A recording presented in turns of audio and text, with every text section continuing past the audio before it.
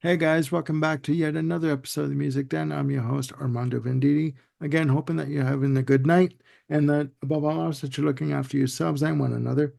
Ladies and gentlemen, we have arrived at the first day of our 12 albums of Christmas. Now, I brought along with me on this adventure, and believe me, it's been an adventure.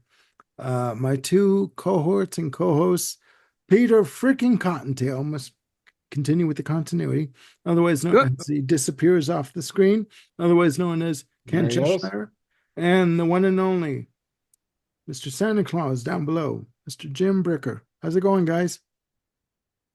Going well. Great. Okay. All right. Good to know. Now, ladies and gentlemen, we have arrived. Yes, we have arrived at the first day of the 12 albums of Christmas. And again, we've each compiled a list of 12 Christmas albums. That's a lot. Albums that we feel hold a special place in our hearts and memories, and albums that we just wanted to share with you and have some fun with. And hopefully you would discover something new. And if you haven't heard of these albums before, and if there are albums that you did know of but forgot about, maybe a little rediscovery for you. Anyways, as I look on my screen, I'm going to go with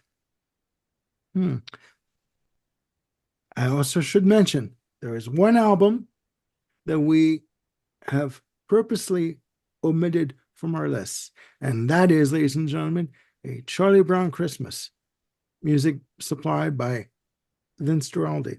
Now, the reason why we've done this omission is because we honestly and truly feel that the music from a Charlie Brown Christmas stands on the Mount Olympus of Christmas albums and Christmas soundtracks.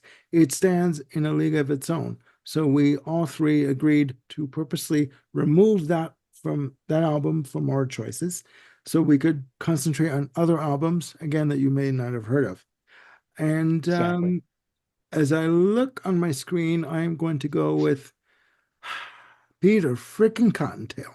Uh, Mr. Ken Cheshire for his his pick of first day Day of one. the 12 albums of No Christmas. partridge. No partridge in a pear tree here. However, Ah, Oh, I will nog on this one. all right. knock it up, From baby. 1988 to 1993, this trilogy of albums. In 1978, pianist and composer and engineer Dave Grusin and Larry Rosen created a jazz label called GRP. Again, this was we talked about other record labels and CDs at the time. This was distributed by Verve Records. Just a release of jazz label that is almost unprecedented. And they're simply called the GRP Christmas Collection. There's volumes 1 through 3. Combined, it's 31 tracks. We've got Tom Scott, David Benoit, Diane Shore, Lee Rettenauer, Gary Burton, Chick Corea, Mark Egan, Dave Grusin, and just for you, Armando, Patty Austin, Spyro Gyra, Acoustic Alchemy, Yellow Jackets, Billy Taylor, B.B. King, Ramsey Lewis, and on and on. So Wow. this is just, I guess it'd be considered smooth jazz, at the time, which I don't have a problem with, as far as the genre. Mhm. Um, but man, this is one that you definitely play in the background of any gathering of friends and family. The arrangements are wonderful. They go from the obvious Christmas carols to some originals and lesser known Christmas songs, and under the studio production of Grusin and Rosen, it's just smooth. It's fantastic. It's jazzy, and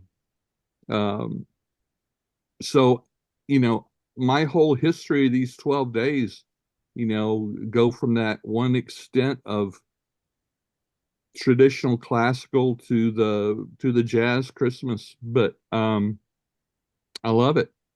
This is also a good combination of vocal jazz and instrumental. So Perfect. yeah, for me it's a no lose situation. GRP Christmas Collections volumes 1, 2, and 3. Fantastic. Fantastic. Salute.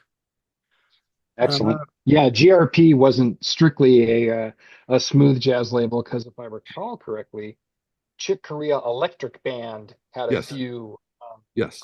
releases on GRP, and that was some out to lunch fusion at times. Yeah, and his electric band is on these. So Okay, wow. yeah. Okay. So Bring yeah, it on. it's yeah, Okay. it's No, very nicely eclectic. Nice. interesting. Really good. Great choice. All right. Down to Mr. Santa Claus. Mr. Santa Claus. So this is an album that we've discussed or hinted at before on another video. And this is from, well, representing the great country of Canada. Yes. We have Jane Siberry with her 1999 double live album, Child. This was recorded in 1996. And depending on where you read your notes, it was either recorded at Joe's Pub or the Bottom Line. The bottom I've line, seen yeah. differing things about that.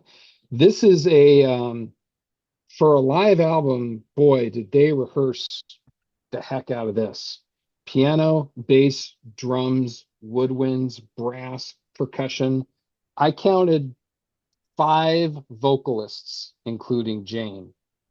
There are some outstanding solo singing and harmony singing on this album.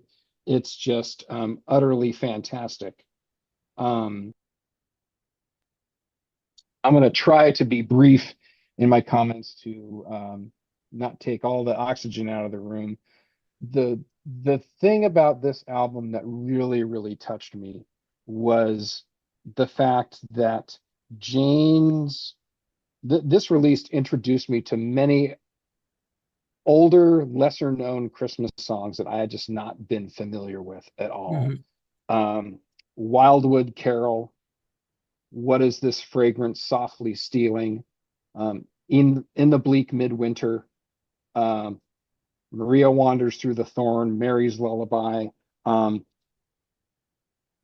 This is just an outstanding recording of people wanting to get together, celebrate songs, that are either Christmas songs or Christmas related. There's, some of the usual standards on here, including, Mel Torme's The Christmas Song.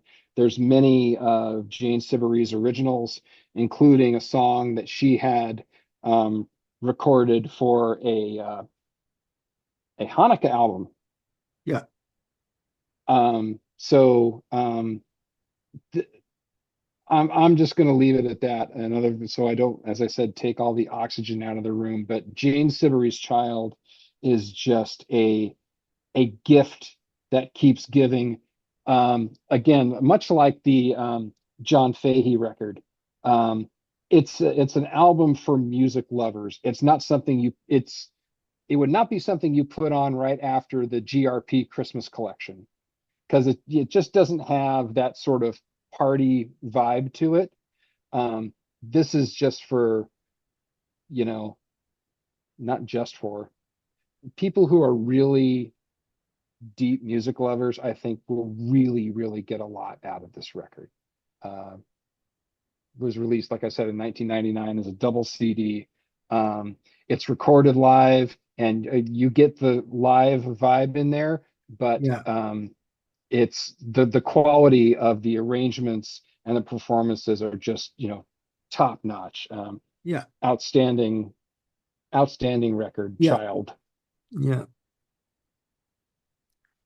Yeah. No, I would agree. Ladies and gentlemen, if you haven't guessed it by now, my number one pick for the first day of the 12 albums of Christmas, Jane Siberry, Child. In my notes from when I read, it was recorded or released October 12th, 1997, recorded live at the Bottom Line. I'm stunned. I am literally stunned by how good this album is. It is sublime. It is a mixture of, the Christmas carols, but also original material. And there's also mixed in banter between the audience and Siberry and the band members and the the backup singers. Correct me if I'm wrong, Jim, but I'm hearing, in terms of the vocalists, I'm hearing Paula Cole. I don't think Paula Cole's on this album. Okay, well, I think Paula Cole might be on some other like Christmas Yeah, album that Jane okay. was on, but not but this one. okay, but I do recognize Gaylan Dorsey Yes. on vocals. And for those of you who don't know Gaylan Dorsey, fantastic bass player who has worked extensively with David Bowie and Tears for Fears, among others. Fan effing tastic. I cannot get over like how fantastic she is on this album. This album again is a mixture of Christmas standards, original material, even again some banter with the audience, and also spoken word interludes that happen. There was so much depth and richness in this album, but there's also a sparseness to this album in terms of the arrangements that invite you in. You literally feel like you're sitting in a jazz club enveloped in this music. You're right in there. You're right there. Yep. And she's taking you along for the ride, and you're happy to go with her on this experience. And this is not just a concert, it's an experience for everyone. Yep. They should experience this. Okay. We an episode that we did on top 5 albums of Jane Siberry just recently aired.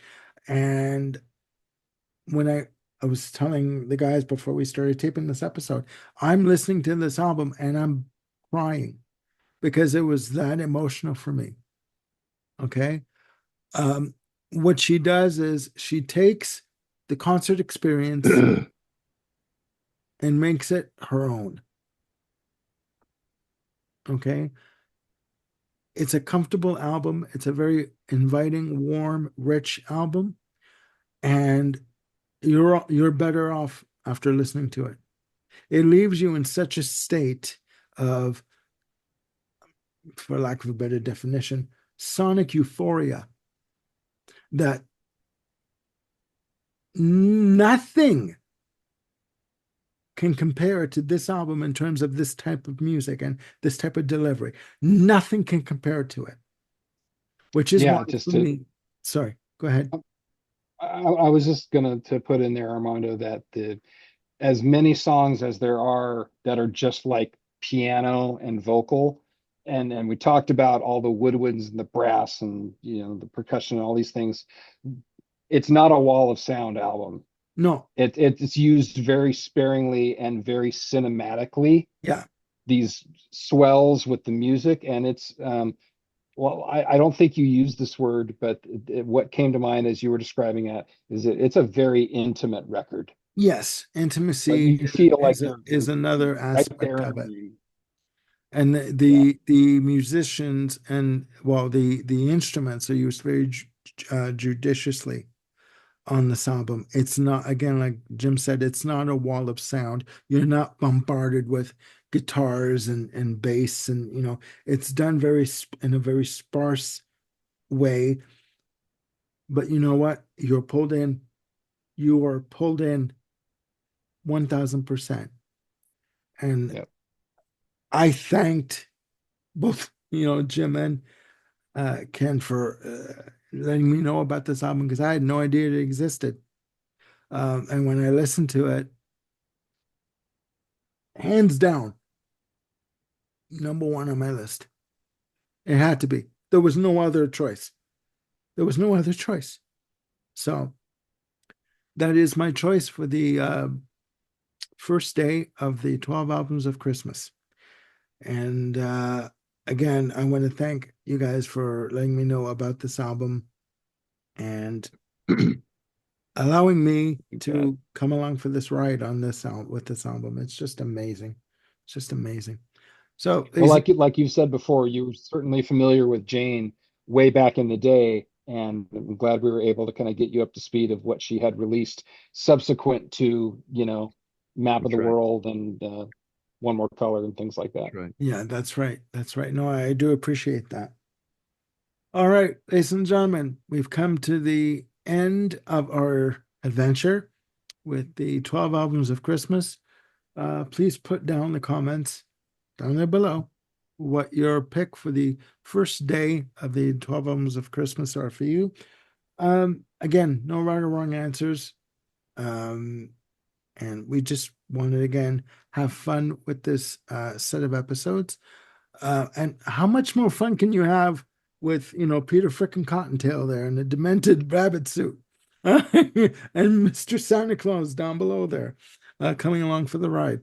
Again, we want to wish everyone that is watching a very Merry Christmas. Buon Natale a tutti, alle famiglia, alle amici, and buon anno nuovo for for the new year. Happy New Year to you all. And we will see you again in 2025 for more episodes. And the adventure is just beginning. So for Merry Christmas. Merry Christmas, and again, Happy New Year. For Peter frickin' Cottontail, otherwise known as Ken Cheshire, and Mr. Santa Claus, otherwise known as Jim Bricker, I'm Armando, otherwise known as the Lonely Elf on the Shelf. We will see you again in 2025. Merry Christmas, Buon Natale, Happy New Year, Buon Anno Nuovo, and we'll see you soon. Bye for now.